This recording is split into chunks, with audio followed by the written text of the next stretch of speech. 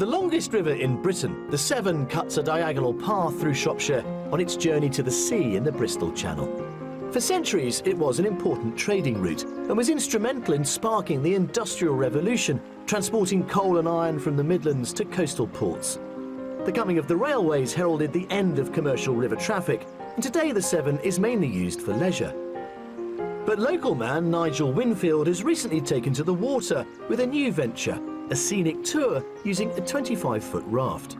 So we sent Ruth and Jason to Ironbridge Gorge to explore the Severn using this serene mode of transport. So where did you get the idea to run these tours? It was actually from Canada. Back in 1971 is when they first started the 25-foot raft trips. And why this particular stretch of river? Is there anything special about it? There is. It's the birthplace of the Industrial Revolution, so we have a lot of tourists that come through here specifically for the bridge, but also other activities around the area. And how far will we be going today? It's just a short ride. 2 kilometres we do, but we take our royal time on the river, so no rush at all. You ready to be kidded up into your buoyancy aids? Yeah, sounds good. OK, let's go. The specially made rafts can take up to 16 people and are some of the largest in the UK. Nigel's experience includes whitewater rafting in Canada, but the river here is a little calmer. The Severn at Ironbridge is steeped in history and takes in many of the iconic sites associated with the industrial heritage of the area.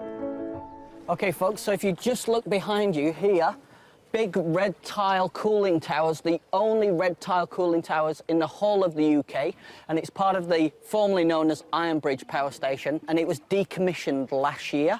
Taller than Blackpool Tower, I've been told, so yeah, really nice. The Severn runs along the bottom of Ironbridge Gorge, created 15,000 years ago by floodwater cutting through the limestone rock.